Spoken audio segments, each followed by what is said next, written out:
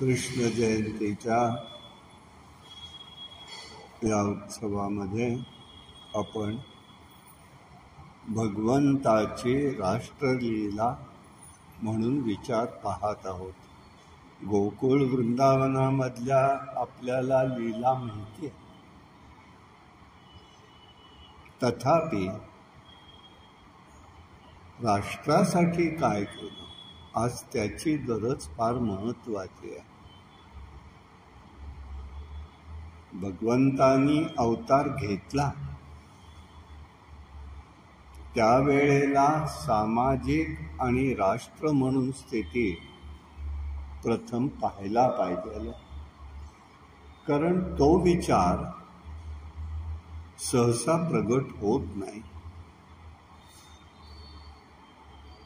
आपल्याला अगोदरचं माहिती आहे, भूदेवीनी पृथ्वीनी गोमातेचं रूप घेऊन भगवंताकडे गेले, शेषशाही नारायणाकडे ब्रह्मदेवादी देव आणि ते सगळे गेले, प्रार्थना केली, त्यांना भूभार झाला. पण एकटाच भूभार होता असं नाही आहे, त्याच्या पाठीमागे अनेक प्रकारची कारणं आहेत. समाजामध्ये त्यावेळेला प्रचंड अंधकार होता. अंधकार म्हणजे विचारांचा अंधकार होता.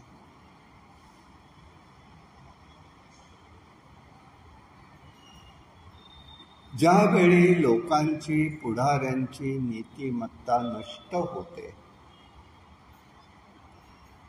त्यावेळेला धर्म आणि नीतीचा मानवी जीवनातनं लोप होतो.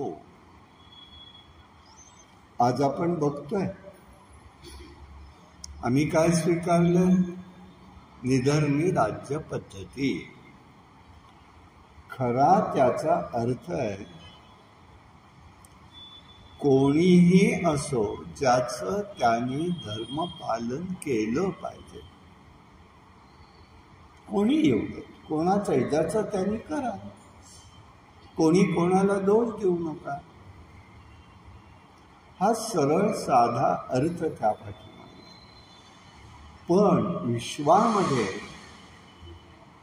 एकही राष्ट्र, एकही देश असा नाही आहे, कारण त्यांनी कुठेही आपला राष्ट्राचा एक धर्म आहे हे मानलं नाही. मानलेलं आहे, राष्ट्राचा एक धर्म मानलेला, मग त्या ठिकाणी त्याच पद्धतीने करतात. मूळ धोरण जे आहे त्या धोरणामध्ये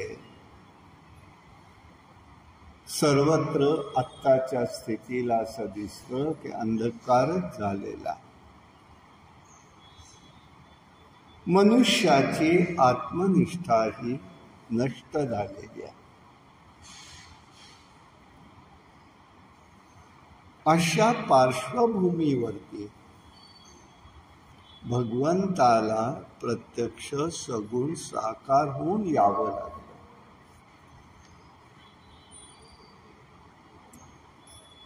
संपूर्ण समाज, देश हा कर्तव्य मूढ झालेला होता. त्याला आपलं कर्तव्य काय आहे हेच समजत नव्हतं.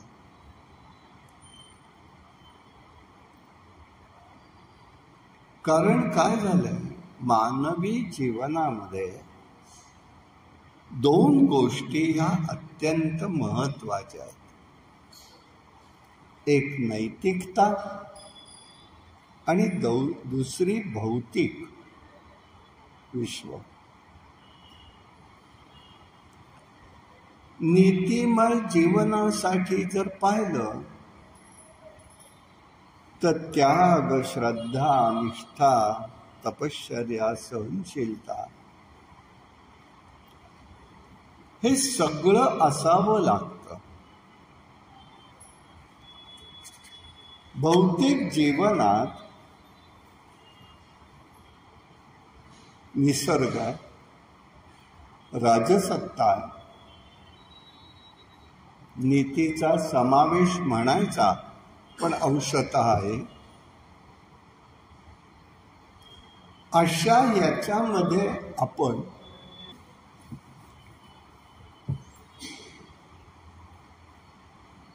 श्रीकृष्ण तर युगपुरुष आहेत,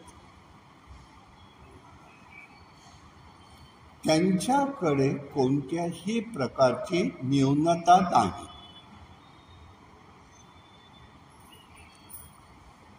आत्मतत्वाचं प्रत्यक्ष मूर्तिमंत रूप म्हणजे युगपुरुष भगवान कृष्ण. भारतीय संस्कृती आहे आपली, स्वतंत्र आहे. त्यामध्ये संस्कृतीप्रमाणे ब्राह्मण हे जो वर्ग आहे तो श्रेष्ठ आहे. कारण एक आहे महत्वाची गोष्ट, चातुर्वर्ण मया सृष्ट्या गुणकर्म विभागशः. हा भगवंतांनी स्वतःच सांगितलं. हे मी निर्माण केलेले. कशासाठी केले? माणसानी भेदासाठी नाही, समाजासाठी. ही समाजाची एक त्या ठिकाणी अर्थशास्त्र आहे आणि म्हणून ही रचना त्यांनी त्यावेळेला केलेली आहे. त्यात एक वर्ग असा होता जो तपस्यामय आहे, ज्ञानमय आहे, त्यागमय आहे. अशी जीवनाची मांडणी भगवंतांनी केली की त्यांनी उपासना करायची. समाजाला देशाला द्यायचं आहे, घ्यायचं नाहीये. म्हणून त्याच्या निर्वाहाची जबाबदारी ही समाजावर असायची. म्हणून आपल्याला लक्षात येईल बघा भागवतातल्या गोष्टी बरोबर. कर्दम ऋषी, कश्यप ऋषी अदितीच्या म्हणजे वामन अवताराच्या वेळेला देव परागंदा झाले बलिराजामुळे. आणि कर्दम ऋषी असं वर्णन आहे, घरी आले. मग होते कुठे? हे घरात नव्हते का? नव्हते. ते तपस्या करायला वनामध्ये, नदी किनारी, आश्रमामध्ये जायचे. जे काही करायचं ते करायचं. कधीतरी घरी यायचं, चौकशी करायची, बरं आहे का, ठीक आहे का, काही आवश्यक आहे का. तेव्हा अशांची जबाबदारी परमात्मा उचलत असतो. आज तो काळ नाहीये, काळ बदलला. पण त्यातली काही तत्व ही मात्र बदललेली नाही. हा वर्ग तेजस्वी आध्यात्मिक जीवनात जगत होता. वासनांवर ताबा होता. त्याला वैभवाची पर्वा नव्हती. म्हणून हा वर्ग भारतीय संस्कृती आणि समाज याचा एक प्रकारे रक्षण करता होता. म्हणून त्यावेळेला एक भाग होता पूर्व काळात, महसुलासारखं जे आज आपण म्हणतो कर एकत्रीकरण करणं, ते ब्राह्मणाला नव्हतं. आणि म्हणून त्याचा त्यांनी त्याग केल्याने मानवी जीवन हे देवत्वाकडून पशुत्वाकडे गेलं. आता आपण बघतोय रोज टीव्हीला तर कळतच आहे. उरलं सुरलं तुमच्या मोबाईलवर कळतंय. काय विचित्र चाललंय, कुठे जाणार होत आपण हे काही कळतच नाहीये. कोणालाच कळत नाही. अशा वेळेला भगवंत यायच्या वेळेला सुद्धा ब्राह्मणाचंही असंच अधपतन झालेलं होतं. तेही काही त्यावेळेला असं नव्हतं, नाहीच आहे असं. त्यावेळेला त्यांचं अधपतन झालेलं आहे.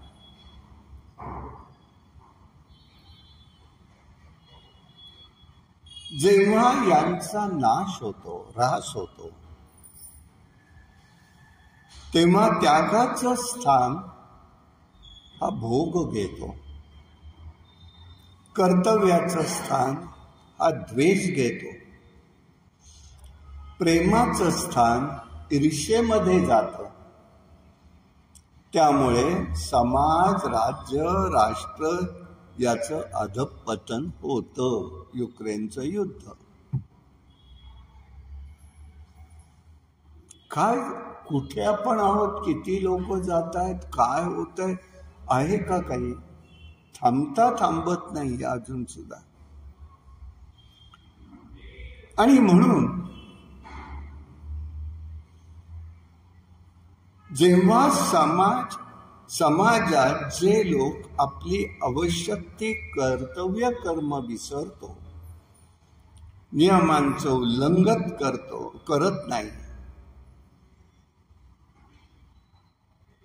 उल्लंघन करतो म्हणजे, तेव्हा प्रजा स्वधर्म स्वकर्तव्य याद्वारांनी परस्परांचं रक्षण होत असतं. परस्परांचं रक्षण होतं, नुसतं होत नाही. तेव्हा राज्य शासनाची आवश्यकता नसते. जो सगळं हे करतो त्याला काही राज्य शासनाची आवश्यकता नाहीये. कृतयुगात राज्य सत्ता ही नव्हतीच. समाजामध्ये संयम आणि हा त्याग जेव्हा संपून जातो, त्यातून ही राज्य सत्ता निर्माण झालेली आहे. मग त्यावेळेला आणि काय होतं त्याचा एक विशेष भाग आपल्या लक्षात येतो. यादवांचं गणराज्य समाजाने स्वीकारलेलं होतं. म्हणजे गणराज्य आज 26 जानेवारी आलेलं नाही, यादवकालीनही होतं. आणि म्हणून त्यांचं ते गणराज्य हे संघराज्य होतं. संघाच्या हिते आज जशी राज्य आहे तशी वास्तविक ती गणपद्धती संघराज्य याचं सुंदर वर्णन महाभारतामध्ये आपल्याला पाहायला मिळतं.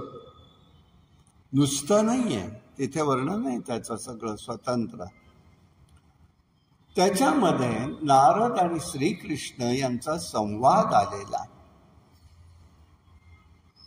श्रीकृष्णांनी नारदांना सांगितलंय,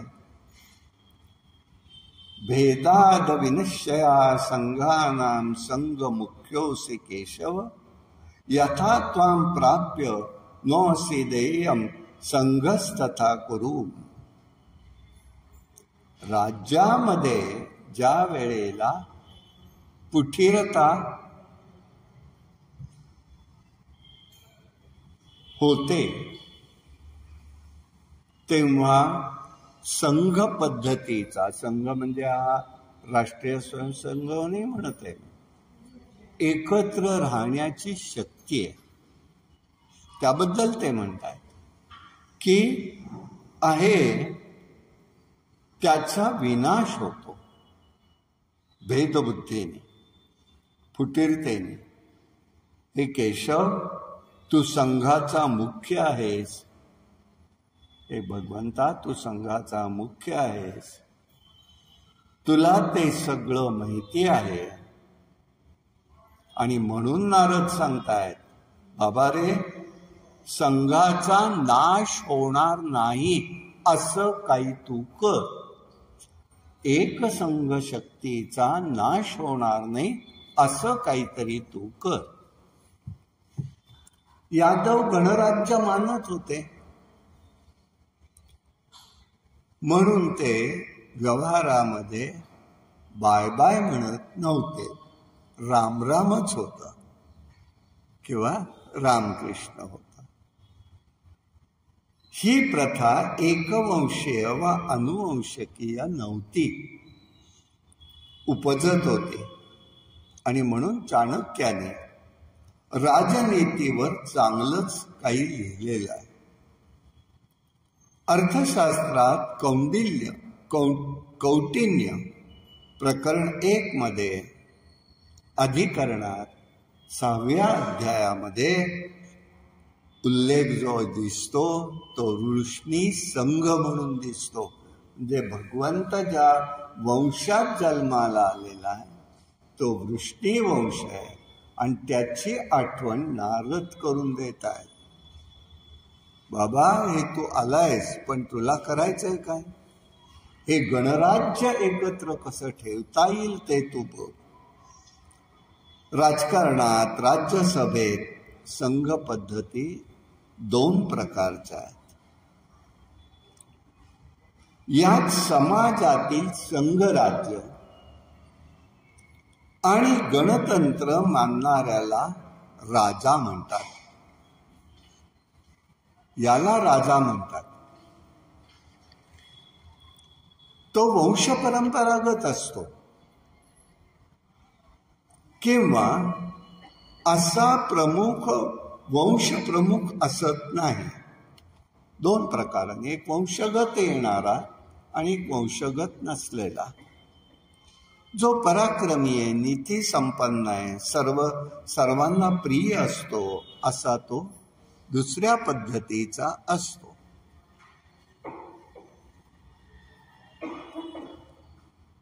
म्हणून जगामध्ये आता असं दिसतं, दुसरी पद्धत जगाने स्वीकारली.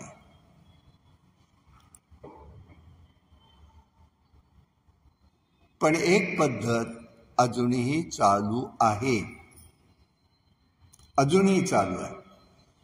ही का असावी? एक काळ असा होता, असं बघायला हरकत नाही, की सगळ्या विश्वामध्ये फक्त एकच धर्म आणि एकच विचार होता. सबंध विश्वात, पृथ्वीवर वैदिक धर्म.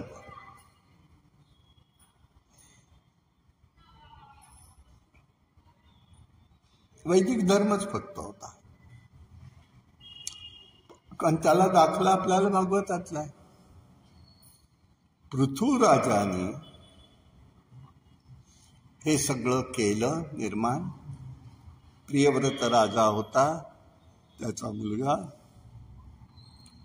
त्यांनी सगळीकडे पृथ्वी रमण केलं. रथ जिथे अडकला तिथे समुद्र निर्माण झाले. नुसता समुद्र निर्माण झाला नाही, तर तिथे नवखंड तयार झाले. आजही ते आहेत. त्यात बदल नाहीये काय. पण त्याच्या मुलांनी, त्यांनी सगळीकडे हा धर्म ठेवलेला होता. त्याचा परिणाम काय होतो दिसतो आपल्याला. आत्ताच आपण इंग्लंड म्हणतो, UK म्हणतो, युनायटेड किंगडम. काय स्थिती आहे तिथे? राणी एलिझाबेथ म्हणून आहे. अजून पद आहे ते. लोकशाही आहे का? आहे. परंपरा, मातृसत्ताक आहे.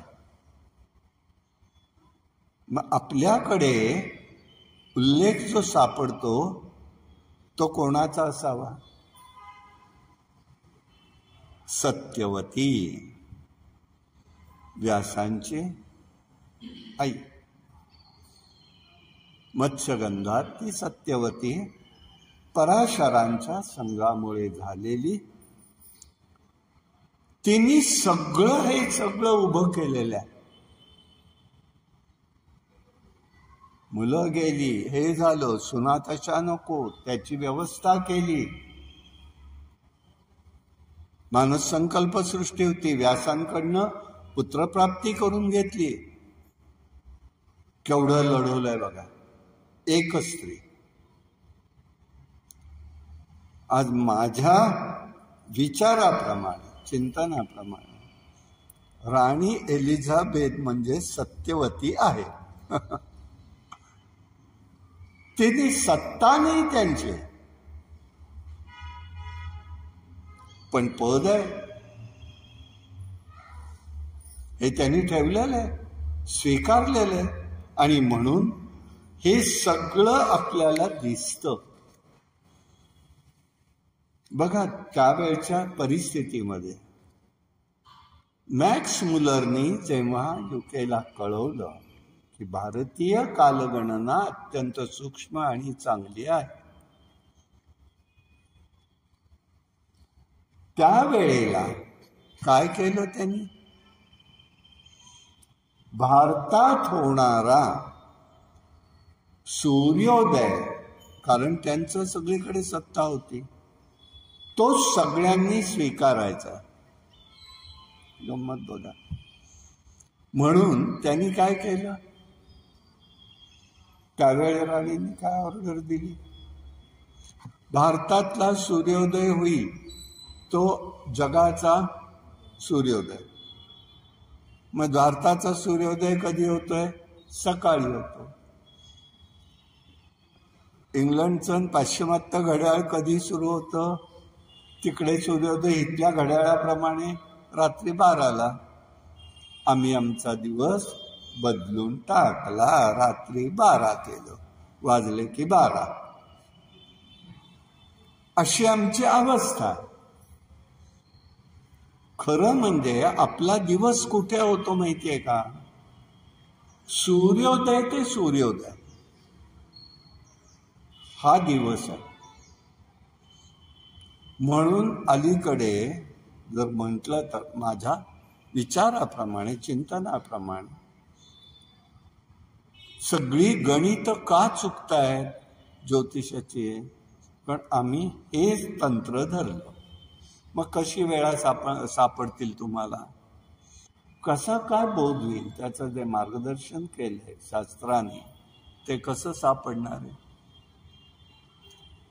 हे होता कामा नये खरं म्हणजे. परंतु हे झालेलं आहे. बरं, संघराज्याच्या बद्दल तो म्हणतोय भेदबुद्धी नकोय का? जेथे जेथे राज्यामध्ये भांडणं होतात तेव्हा राज्य हे दुर्बल बनत असतं.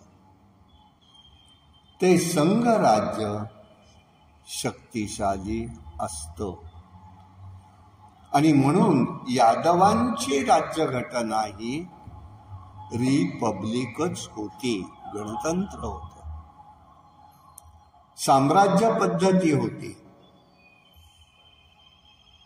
साम्राज्य पद्धती असते तिथे राज्याचा लयच होतो, सत्तेचा लय होतो, त्या राज्याचा लय होतो. भारतात प्राचीन काळपासून गणपद्धती आहे. आणि ह्याच्यामध्ये 2 कुळ होते यादव कुळातले. एक म्हणजे अंधक आणि दुसरं म्हणजे वृष्णी. अंधक आहेत ते मथुरेच्या परिसरामध्ये अधिपत्याखाली होतं. त्यांचा प्रमुख उग्रसेन होता. दुसरी सत्ता वृष्णींकडे होती. वसुदेव हा वृष्णी कुळातला, त्यांना दुसरं नाव होतं शूरसेन.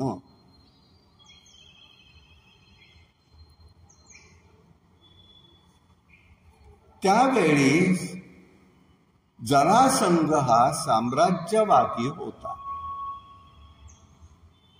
एकछत्री साम्राज्य त्याला हवं होतं.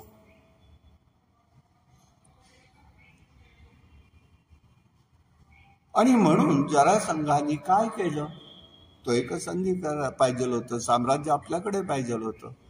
86 राजांना त्यांनी डांबून ठेवलं होतं. पण आपल्याकडे काय होता दुसरा विषय? भागवतामध्ये लिहिल्याप्रमाणे 20,000 लोक राजे त्यांनी डांबून ठेवले म्हणून. परंतु महाभारतामध्ये मात्र उल्लेख येतो तो 86 राजांना डांबून ठेवल्याचा. आता तो त्यावेळच्या परिस्थितीत माहितगारांना असेल तो आपल्याला त्याच्या, पण अनेक राजांना त्यांनी डांबून ठेवलं होतं हे कळत आहे.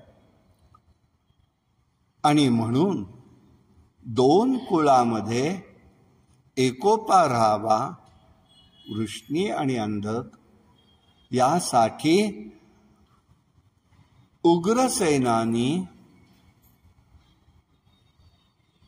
स्वतःची मुलगी सतनुषी हे नाव आहे, वृष्णी वंशातल्या अक्रूराशी लावून दिलेलं होतं. उग्रसेनाची मुलगी ही अक्रूराची पत्नी आहे. आणि उग्रसेनाने आपली भावाची कन्या शूरसेनाला दिली होती. म्हणजे सध्याच्या परिभाषेत काय म्हणतात त्याला? साट लोट.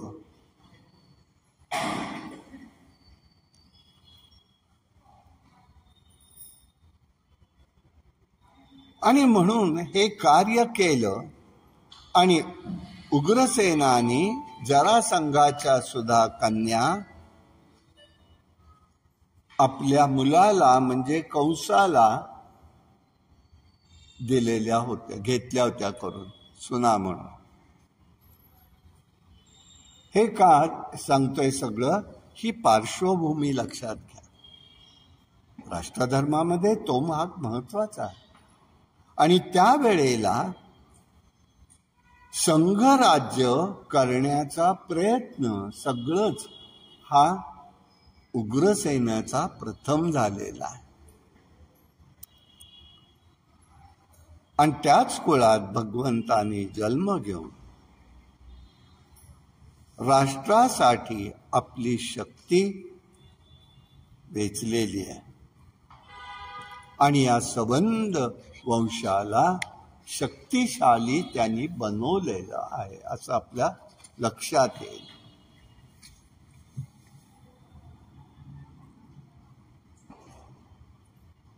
कंसाने पुढे काय केलं? जरासंघाच्या बाजूला तो वळाला आणि त्यांनी सेनालाच बंदीखान्यात टाकलं. कंसाने राज्यसत्ता ताब्यात घेतली. जे लोक स्वातंत्र्याचे अभिलाषी होते तो त्यांना डरकावत होता, सगळं त्यांचं घेत होता. धर्मनिष्ठ असलेले नेते वसुदेव अक्रूर यांचा तो हळूहळू द्वेष करू लागला. परंतु वसुदेवाने जुळत घेण्याचा प्रयत्न केला, अक्रूरानेही केला. पुढे अक्रूराला एवढं कळू नये. बुद्धी कशी माणसाची चालते हे लक्षात घ्या. भगवंतानी त्याला दर्शन दिलेलं आहे, तरी शेवटी समंतकमणी हातात आल्याबरोबर स्वतः तो आपल्या आजोळी निघून गेला काशीला. काय म्हणणार? बुद्धी फिरते. एक झालं म्हणून जीव तसा राहू शकेल याची खात्री नाही. म्हणून सारखं सगळेच जण जे सांगतात, संत मंडळी आणि हे सगळेच जण, देवाच्या द्वारी उभा क्षणभरी तेणे मुक्तीचारी साधल्या. हा क्षण कोणता आहे? प्रत्येक क्षण कुठे बदल होईल याचा नेम नाही बाबांनो, आत्ता सावध व्हा. हे सांगणं हाच केवढा मोठा भाग आहे बघा. आणि म्हणून वसुदेव पराक्रमी आहे, धर्मनिष्ठ होता, पवित्र आहे, सदाचरणी आहे, धर्मपरायण आहे. त्यामुळे तो समाजामध्ये प्रिय होता.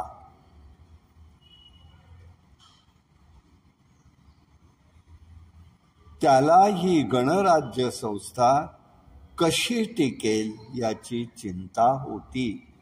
आणि म्हणून त्यांनी अक्रूर चांगला असूनही दुर्बल होता, म्हणून मनात नसूनही तो कंसाकडे थांबला.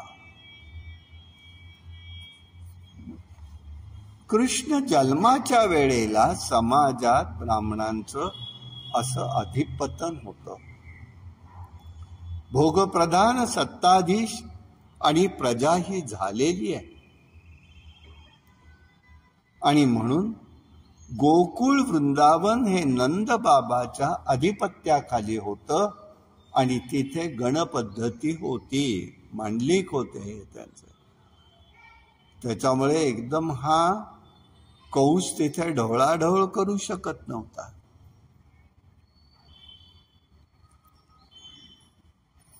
आणि म्हणून त्यांनी विचार केला होता वसुदेवानी, बलराम आणि आपले रोहिणी इतर त्याच्या पत्नी या गोकुळामध्ये सुरक्षित राहतील, म्हणून त्यांना तिथे जाण्याची व्यवस्था केली त्याने.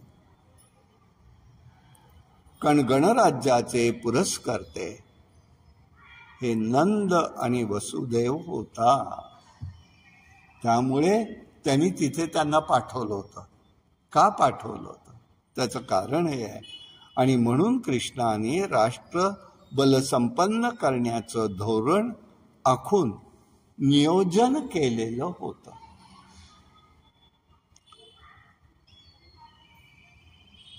आणि कृष्णाचं जे काही धोरण होतं, ध्येय धोरण, हे म्हणजे सांस्कृतिक द्रष्टा होता. तो संस्कृतीचा द्रष्टा होता म्हणायला हरकत नाही.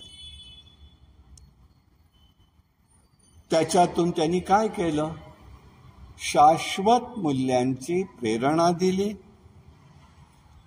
तेव्हा त्याला अलौकिक घटना त्यांनी करून सर्व समाजामध्ये भक्ती प्रेमाची बांधणी केली.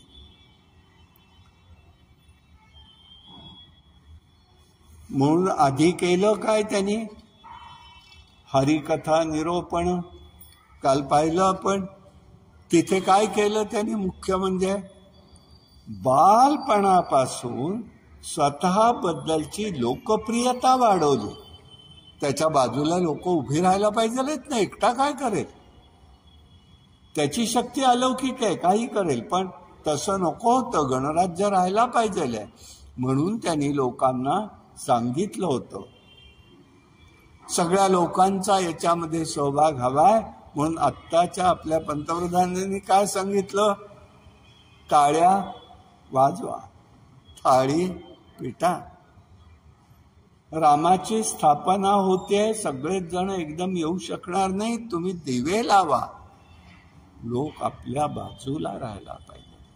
लोकांच्या मनातला भाव हे सगळं तंत्र आहे. बऱ्यापैकी जर आत्ता सध्या बघायचं असेल तर घरी गेल्यावर शांतपणे विचार करा. आत्ता जी जी सूत्र काल आणि आज आपण बघणार आहोत ती सगळीच्या सगळी सूत्र आत्ताचे पंतप्रधान वापरतात. आवश्यकच आहे ते. आत्ता ही स्थितीच आलेली आहे. अजून काही गोष्टी घडणार आहेत. आणि म्हणून श्रीकृष्णाचं पराक्रम, गोकुळ वृंदावनातील क्रीडा, सध्याच्या शब्दात बोलायचं तर रिक्रिएशन आहे, पुनर्निर्मिती आहे. लोकांच्या मध्ये चैतन्य निर्माण करायचं आहे. आणि यासाठी मुख्य संदेश होता. कुठला होता? भौतिक विश्वातला. सगळ्यांनी निरोगी राहायला पाहिजे. सुदृढ असलं पाहिजे, शरीर सशक्त असलं पाहिजे. आणि नुसतं नाही, त्याची आयुसारखी यंत्रणा निर्माण केली.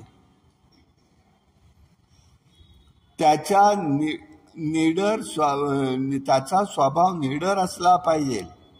खेळा आणि आनंदी जीवन बलसंपन्न करा, हा बोध त्यांनी दिलेला आहे.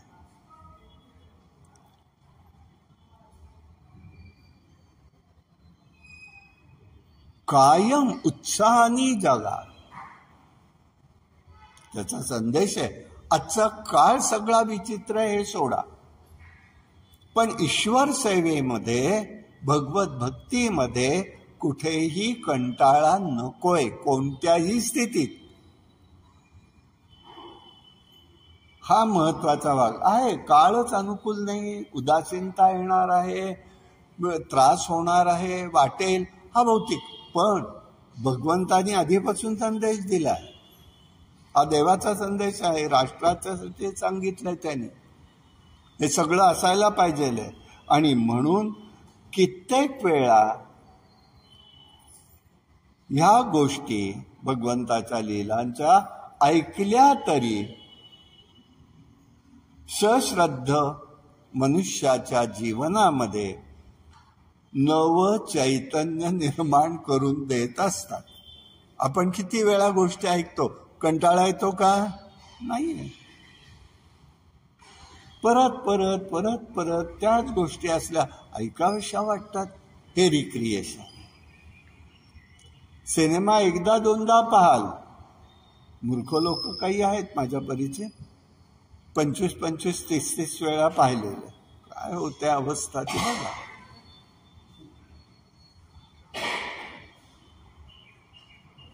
काय मिळतं त्यात हेच मला कळत नाही, परंतु आहे असं.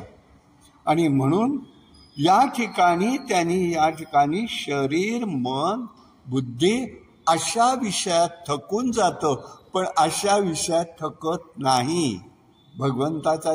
म्हणून देवानी लीलानुवाद पहिला केला, हरिकथा निरोपण. यासाठी हे सगळं आहे. म्हणजे भगवंताला प्रथम काळात त्यांनी क्रीडा करून त्यातून समाजाची तनुस्थिती, शारीरिक मनबुद्धी शाबूत ठेवले, दृढ केलेली आहे. निरोगी राहावं, बलवान व्हावं, यासाठी त्यांनी दूध, दही, लोणी मथुरेत जाऊन द्यायचं नाही, हा निर्णय केला. आता सांगा, या धोरणानुसार जर असं आपण म्हटलं की भगवंतानी चोरी केली तर चालणार आहे का? या हेतूसाठी नाही द्यायचं म्हणाला, सांगून फक्त ऐकत नाही ना, मग आम्ही तुम्हाला जाऊनच देत नाही. त्यांनी काय केलं माहितीये का? ह्या गोपी घेऊन निघाल्या की खिंडीत साप पकडायचं या सगळ्यांना, आणि नुसतं नाही करायचं, नुसतं करायचं नाही तर त्यांच्याकडनं कर वसूल करायचा. आणि ते कर वसूल करून झालं आणि त्या निघाल्या पुढे की मागणं दगडानी मडकी फोडून टाकायचा. का करायचा? कारण हे होतं की राष्ट्रलीला आहे, नुसती बाललीला नाही आहे. आणि म्हणून हे सगळं समजलं पाहिजे. मथुरे येथे दही, दूध, लोणी जाऊन विकून लोक अन्याय करतायत, त्यांना समर्थ बनवतायत, ही चूक आहे, हे त्याचं म्हणणं आहे. म्हणून आपल्या चांगल्या गोष्टी बाहेर का जाऊन द्यायच्या नाही, हे विचार करण्याची पात्रताच आमच्यामध्ये नाही. त्यांनी केलं, का केलं? त्याच्यासाठी केलं. आणि म्हणून मुलांकडून, गोपाळांकडून व्यायाम करून घेऊन कोणताही प्रसंग आला तरी न डगमगता भक्ती प्रेमाची वस्तुपाठ निर्माण करून दिला, आदर्श प्रस्थापित केला. ही त्याची राष्ट्रलीला आहे. म्हणजे मी त्याच्याकडे कुठल्या भूमिकेने पाहतोय ना आपल्या पुढे मांडतोय हे लक्षात घ्या. ह्या नुसत्याच क्रीडा झाल्या नाही, आमचं रिक्रिएशन झालेलं नाही, तर आम्हाला त्याच्यात राष्ट्रासाठी केलेल्या सगळ्या गोष्टी आहेत हे लक्षात येईल. आणि म्हणून हे जीवनात जशी प्रेम आणि ज्ञानाची गरज असते तेवढीच गरज राष्ट्रकार्यात बलाची आहे, सुदृढाची आहे, निर्भीडपणाची आहे. बरं, कृष्ण काय स्वतः सगळं खात होता का? तर सगळ्यांनाच देत होता. पशु पक्षी, लहान मुलं, मोठी लोक, आणि एवढ्यावरच नाही, वानरांना सुद्धा देत होता. आणि आज मथुरेत वृंदावनातल्या वानरांना ती सवय आहे. अजून कोणी तिथे ही सगळी वानरसेना जी आहे ना ती कोणालाही सोडत नाही. उघडं दिसलं की पळवलंच. कारण तुम्ही देत नाही. त्यावेळेला तो बोलवून देत होता ना, बोलवून सगळ्यांना देत होता. आता नाही. आम्ही गेलो होतो त्यावेळेला एक जण, आम्ही त्यांच्या गाड्या, रिक्षा होत्या, रिक्षामध्ये विद्यापीठातल्या आमच्या पाटणकर नावाच्या वेळेच्या समोर आम्ही दोघं इकडे. अहो ते वानर कधी आत आलं मग काही कळलं नाही. तेवढ्याचा चष्माच नेला. आणि आम्हाला अगोदरच सांगितलं होतं चष्मे घालू नका, ते पळवतात. पळवला ते पळवला. माझी चप्पलच नेली. शेवटी त्या माणसाने सांगितलं खायला असेल तर त्याला द्या म्हणे. आणि त्याला तो माणूस सांगतोय, आपको खाने के लिए देता है, आप उसको खराब मत करो. तो बसून राहिला हातात घेऊन. काय देत आहेत बरं, बायकांचं काय लवकर निघतंय का? आत आत आत कुठेतरी कोंबलेलं निघालं. ते दिल्यावरती त्यांनी चप्पल टाकली. ये देखो एक बार आप वहां से डालो, मैं यहाँ से देता हूं. असं त्या माणसाने केलं तेव्हा त्यांनी घेतलं. प्रत्यक्ष घडलेलं. ही वांद्रांची माकडं देत होतं कोण? भगवंत सगळ्यांसाठी. कारण काय होतं, राम अवतारामध्ये भगवंताला, प्रभूला त्यांच्याकडे लक्ष द्यायला इतकं जमलं नव्हतं.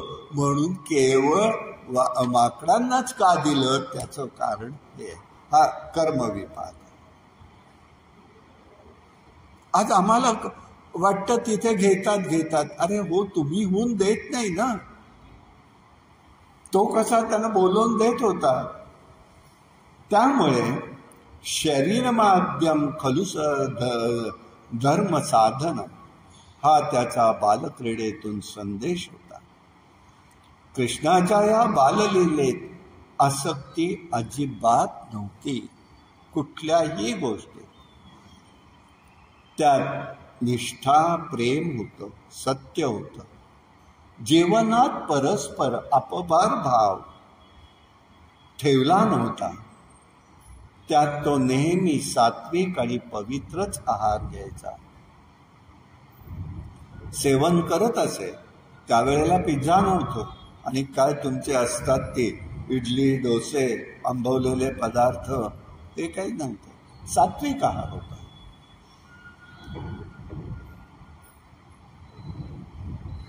म्हणजे सात्विक आहार म्हणजे तरी काय? आता तो एक विशेष भाग आहे.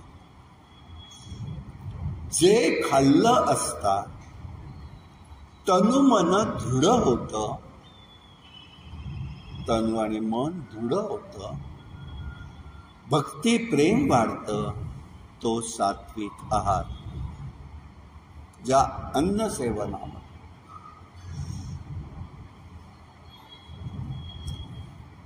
आता भगवंतांनी धर्मयुद्ध मांडलेलं आहे. मुलांना खेळणं, खाणं दोन्ही गोष्टी हव्यात. आज आत्ता आपल्याला सगळीकडे येतंय काय? मुलांना कुठेही सुटका नाही. काय चाललंय बघा, अभ्यास बघा सगळ्यांचे. त्या आया कसं करतात आणि काय काय करतात, आणि पुन्हा नोकऱ्या दोघांचे. जे मुलगा मूल सकाळी 6ला शाळेत जातं, 6ला म्हणून निघतं, जाईल तिथे सुरू होते शाळा, 1 पर्यंत शाळा, पुढे काय देतील ते खायला, आणि पुन्हा संध्याकाळपर्यंत तिथेच त्यांचं डे केअर. आता ही आमची संस्कृती भगवंताला मान्य नाही. भगवंताला मान्य नाही. तो म्हणतोय या ठिकाणी मुलांनी खेळलं पाहिजे आणि सात्विक खाणंही घेतलं पाहिजे. यासाठी सध्या काय झालेलं आहे सगळ्यांचं, पार अगदी मध्ये एक पाहिलं मी चित्र, एवढंसं लहान मूल, पण ते मोबाईल बाबांनी दाखवल्याशिवाय गप्प बसायलाच तयार नाही. म्हणजे आता सध्या आम्ही, तुकाराम महाराजांनी कोणाला म्हटलं, जेथे जातो तेथे तू माझा सांगाती, कोणाला म्हटलं. आणि आज आता आम्ही प्रत्येकाकडे काय झालं, जेथे जातो तेथे तू माझा सांगाती. प्रत्येक जण सांभाळतं. 1500 रुपये तुम्हाला पाहिजे ना, मोबाईल आहे का, मोबाईल नंबर द्या. आता तो खरेदी करायला 5000 आणि मग आम्हाला 1500 मिळायचं.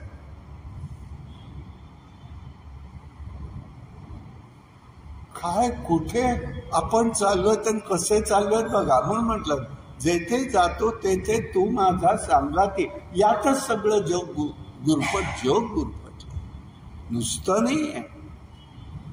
आणि म्हणून बालहिताचं केलं पाहिजे. ज्या लीला त्यांनी केल्या त्या ठिकाणी बालहिताचं आणि पुढे धर्मयुद्धासाठी सशक्त पिढी तयार केली. धर्मयुद्धासाठी सशक्त पिढी तयार केली. आणि म्हणून हे काम त्यांनी पहिल्यांदा केलेलं आहे. समाजात एकच संदेश दिला, जीवनावश्यक गोष्टी प्रत्येकाला मिळाल्या पाहिजेल. हा त्याच्या लीलांमागनं असलेला राष्ट्रधर्म आहे. सगळ्यांना मिळालं पाहिजे. आणि म्हणून जातीभेद, श्रेष्ठ कनिष्ठ, गरीब श्रीमंत हे भेद त्यांनी ठेवले नाही. सर्वांना आपला धर्म पाळता यावा. समाज, राज्य आणि राष्ट्र कार्यात माणूस म्हणून कार्य करावं. म्हणून हा समाज निरोगी आणि बलसंपन्न झाला पाहिजे. यासाठी त्यांनी आपलं जीवन व्यतीत केलेलं आहे. हे लक्षात घेण्यासारखा भाग आहे. आणि यासाठी सगळं कार्य करताना हे जसं एका बाजूला केलं तसं त्यांनी दुसरी एक प्रेरणा दिली राष्ट्रधर्मात, की अन्यायाविरुद्ध लढलं पाहिजे. श्रीकृष्णांनी बालपणापासून अन्यायाविरुद्ध लढण्याचा संदेश दिलेला.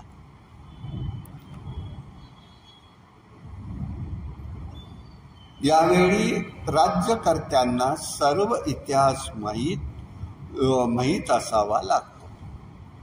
सगळ्यांना राज्यकर्त्यांना आपला जुना इतिहास माहिती असावा लागतो. आता कधीतरी चुकून मी बघतो तेव्हा लक्षात येतं, संसदेमध्ये असलेली ह्या 2-4 लोकांची बोलणी कशी असतात, जुने रेफरन्स कसे देतात, कसे पाहतात, एकाला तरी माहिती आहे आत्ताच्या पिढीला. पण आज ते सगळे संदर्भ कागदोपत्री एव्हिडन्सेस आहेत, पुरावे ते मांडतायत. बघा एकदा तो चॅनल, खरंच आहे बघण्यासारखं, ऐकण्यासारखं. आणि म्हणून शितेल हे सांगणं महत्वाचं आहे.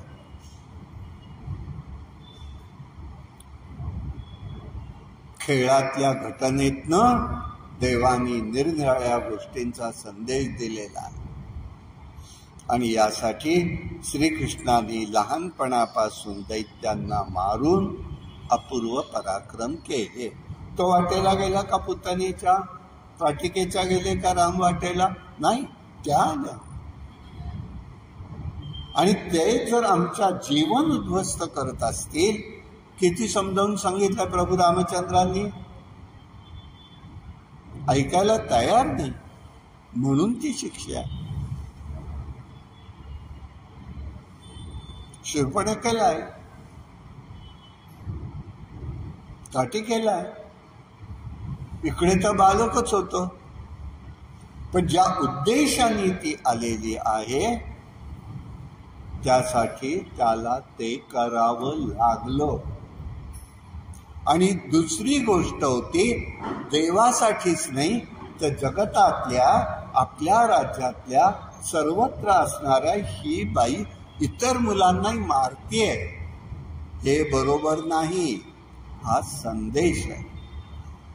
आपल्याकडे गर्गाचार्य होऊन गेलेले, त्यांनी अतिशय सुंदर याचे गर्ग संहिता म्हणूनच आहे, सुंदर संदर्भ दिलेले सगळे. हे प्रत्येक घटनेचे आणि प्रत्येक घटनेचे. लहानपणापासून दैत्यांना मारलं. पूतना, अधासूर, केशी, वृषभासूर, अरिष्टासूर, आणि मग त्याच्यातून त्यांना या सगळ्या गोष्टींमधून त्यांचा नाश जरी केला तरी लोकांमध्ये असमर्थता, दुबळेपणाची भावना जी होती ती दूर केलेली आहे. अरे तुम्ही करू शकता, तुम्ही करा, उभे राहा अन्यायाविरुद्ध. श्रीकृष्णाने गोवर्धन पूजेचा पायंडा हा हाणून पाडला. गोवर्धनाच्या ठिकाणी त्यांनी पायंडा हाणून पाडला, म्हणजे इंद्रपूजा करत होते ते हाणून पाडले. का बरं? त्याच्यातलं भौतिक विज्ञानात आज जो सिद्धांत सांगतात, पर्वत आहेत, झाडं आहेत, तर ढग आडतात आणि मग पाऊस पडतो, हे आपल्याला मिळतं सगळं माहिती. पण त्यावेळेला भगवंतांनी सांगितलं, तो काही करत नाहीये इंद्र, काही त्याचा यज्ञ करायचा नाही. ह्या गोवर्धनावर वृक्ष आहे, आणि आज जो गोवर्धन दिसतोय तो ह्या 5 वर्षामध्ये हळूहळू कमी झालेला आहे. तो विषयानंतर बोलेन. पण त्यामुळे आत्ता कळत नाही एवढं त्याच्यावर विश्वास. तिथे वृक्ष वगैरे असतील, पुष्कळ होते वृक्ष तिथे, वर्णन आहे ते. आणि त्याच्यामुळे पाऊस पडतो, सगळ्यांना चारा मिळतो, सगळ्यांना आपल्याला मिळू शकतं आणि आपण जगू शकतो. तेव्हा गोवर्धनाची पूजा करायची हे त्या ठिकाणी जागृत केलं. तेव्हाचा भौतिक सिद्धांत त्यांनी मांडला आजचा, आणि म्हणून लोकांच्या मनातील भ्याडपणा दूर झाला. नुसतं केलं नाही तर त्यांनी त्या ठिकाणी इंद्रापासून, मेघापासून त्यांचं रक्षणही केलं. श्रीकृष्णाने लोकांना महान जीवनाचा साक्षात्कार बालपणापासूनच दिलेला.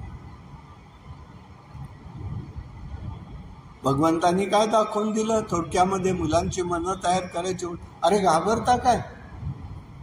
आज ती असं केलंय काय या गोपीनी? ही काम काय चर्चा करतात ते मला कळवा. हे गृह खातं देवाचं. त्याला कोणी आलं नाही सांगायला राजीनामा दे.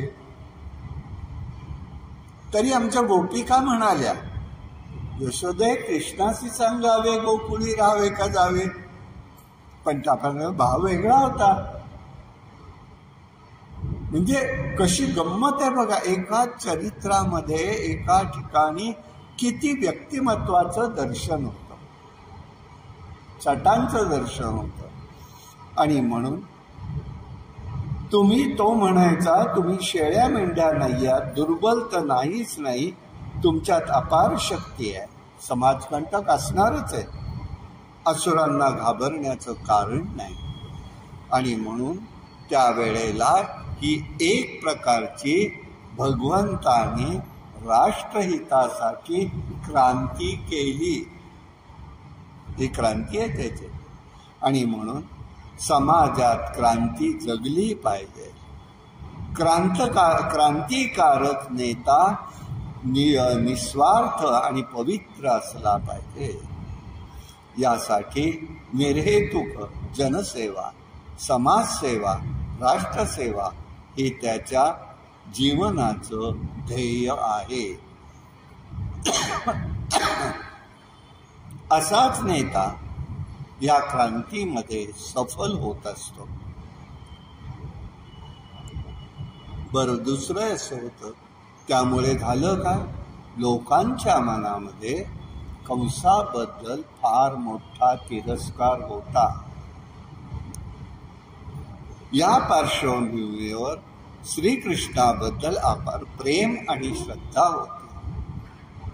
त्यामुळे राष्ट्राला निडर, प्रामाणिक, पवित्र, निस्वार्थी असा कृष्ण नेता मिळालेला होता. कृष्णाचं ध्येय होतं अधर्माशी लढायचं, धर्माची स्थापना करायची. या सर्वातून, या लीलांमधून हा संदेश मिळतो. समाजकंटक आणि स्वार्थी लोकांना घाबरू नका. आता हे सगळ्यांना सांगायची वेळ आली आहे. व्यक्तिगत जीवन खडतर जाऊ शकतं, पण अशी परिस्थितीच आहे आता की आपल्याला कुठेतरी हे बोलायला लागणार आहे. आणि म्हणून समाजकंटक व स्वार्थी लोकांना घाबरून जाऊ नये. गोकुळ, वृंदावन आणि मथुरा, हस्तिनापूर, इंद्रप्रस्थ या सगळ्या ठिकाणी नाविन्याची फुंकर भगवंतांनी घालून त्यांच्यामध्ये प्राणशक्ती जागृत केलेली आहे. नुसतंच केलं नाही. म्हणून कृष्णाने आपल्या दिव्य पराक्रमातून, ज्ञानातून, प्रेमाने सर्व लोकात, पशुपक्षातही तो मिसळला. सगळ्यांशी तो प्रेमाने वागला. त्याने मुरली वाजवून सर्वांच्या अंतःकरणात एकरूपतेची छेड काढली, तार छेडलेली आहे. आणि म्हणून चराचर सृष्टीत हा वेणू स्वर ऐकून लोकांमध्ये एकरूपता आणली. त्याने वेणुनादातून विश्वात नादमाधुर्य निर्माण केलं, लोकांना जागृत केलं. वास्तविक समाजातील, राष्ट्रातील लोकांच्या मनात एक प्रकारची क्रांती केली. आणि म्हणून अलीकडे अनेक क्रांती जरी घडल्या तरी त्या यशस्वी झाल्या नाहीत. यशस्वी झाल्या नाही. एका नेत्याने असं सांगितलं, वृक्षारोपण केलं पाहिजे, आम्ही एवढे वृक्ष लावणार आहोत, आज मी त्याचा प्रारंभ करतो. मग पुढे काय? टिकतंय न टिकतंय म्हटलं त्याचं काय व्हायचं? आपल्याला काय करायचं? नाही टिकलं तर नाही टिकलं, मग खर्च का करायचा? खर्च का करायचा? 6-7 वर्षापूर्वी काय काय सगळ्या लोकांनी वारीच्या काळामध्ये आणले होते उपक्रम. बियांचे, मातीचे गोळे करून सगळ्यांना देऊन जाता येता रस्त्यावर फेका, त्याची झाडं उगवतील. 5 वर्ष होऊन गेली, परंतु एक झाड मला रस्त्यावर दिसलं नाही. मग काय म्हणणार आम्ही? बियाणं खोटं दिलं, चुकीचं दिलं, द्या परत आम्हाला नुकसान भरपाई. ज्यांनी त्यांनी उठायचं, ते गव्हर्नमेंटकडे मागच सुटायचं. हा काय आमचा जीवन जगण्याचा प्रघात आहे? कोणीही उठावं. बघा तुम्ही, रोज नवीन एक मागणी. मग आमच्या दिंडीमध्ये आले ते प्रस्ताव की आपण असं करू की तिथे 20,000 देणार आहेत तर आपण घेऊ. मी म्हटलं नाही घ्यायचं, काहीही कारण नाही. आणि एक सांगू का, कर्मसिद्धांताप्रमाणे जर कोणी आपला खर्च करून नेलं आपल्याला, जे चाललंय त्याच्यावर विचार करा, तर मिळालेलं पुण्य हे सगळं त्यांनाच जातं खर्च करणाऱ्यांना. बरं, खर्च करणाऱ्यांनी काय केलाय? खर्च अधर्मातनं झालं. अधर्मातल्या खर्चाचा परिणाम काय होतो? आम्हाला अधर्म वाटायला येतो. हे कुठे लक्षात येते? देवानी ही संधी कुठे ठेवलेली नाही. त्याच्यामुळे हे सगळं नादमाधुर्य बघितलं पाहिजे. म्हणून कृष्णाचं वागणं हे कंसाच्या एकतंत्री शासनाला आव्हान आहे. ही राष्ट्र धर्माची स्थिती आहे. म्हणून त्यांनी 2 विकल्प निवडले. सासऱ्याची मदत म्हणजे जरासंधाची मदत एक घ्यावी किंवा षड्यंत्र रचून कृष्णाला मारावं. त्यांनी दुसरा पर्याय शोधला, कारण कंस हा दुष्टकर्मी, दुष्ट, क्रूर, पराक्रमी दैत्यांना पाठवून कृष्णाला मारण्याचा प्रयत्न केला, पण सगळे दैत्य गेले. आणि यामुळे कृष्णाचं बळ म्हणजे समाजात लोकप्रियता मिळवली होती. जनमानसात कृष्णाने शासन केलं. सध्याचं राजकारण म्हणजे राज्यशास्त्राचा सखोल अभ्यास अजिबात नाही. सखोल अभ्यासच अजिबात नाही. आज पाठोपाठ 1-2 जणच फार तर नीती संपन्न आणि राज्यशास्त्राचा माणसाच्या मनाचा वेध घेणारे दिसतात, अन्यथा कोणीही दिसत नाही. वय 84-85 होऊ देत, नाही तर आणि किती होऊ देत. आणि म्हणून समाजात मतिभ्रष्ट झालेले लोक निर्माण झालेले धार्मिक लोक दिसून येतात. परंतु त्यामुळं अशा काही ठिकाणी येतात, पण त्यांनी समाजाचं रक्षण होईल, अन्यथा समाजाचं पतनच होत असतं. भगवंतानी गोवर्धन पूजा करून, आता लक्षात येईल माझ्या बोलण्यावरून, वंश परंपरागत पद्धती बंद केल्या. आम्हाला वंश परंपरागत कोणी नको. त्याच्यासाठी हे एक सूत्र बघायला लागलं ना की कसं घेत गेलेलं आहे. आज एकतरी माणूस आपल्याकडे घेतोय, याचं आश्चर्य वाटतं. ड्रेस घेतलाय त्याने, त्याचा परिणाम इतर जणांवर होतो. नुसते जॅकेट घातले त्यांनी म्हणून आम्ही घालायचेत नाहीये. आणि यासाठी वंश परंपरागत रूढीला छेद दिला. याग बंद केले, इंद्रयाग. गोवर्धन पूजा केली, इंद्राने पाऊस पाडला. गोवर्धनाची गिरिराज रूप घेऊन पर्वतापासून, पावसापासून गोकुळाचं रक्षण केलेलं आहे. हे राष्ट्रकार्य आहे, लीला बघून नाही चालणार. रक्षणकर्त्याची जबाबदारी. आज पर्वत उचलला त्यांनी विद्वान लोक चर्चा करतील, करू देत, पण रक्षण केलं हे महत्वाचं आहे. कसं केलं ही जाणण्याची क्षमता आमच्या जवळ नाही. जी आहे ती मानायची नाही, अशा बुद्धीला काय उत्तर द्यायचं?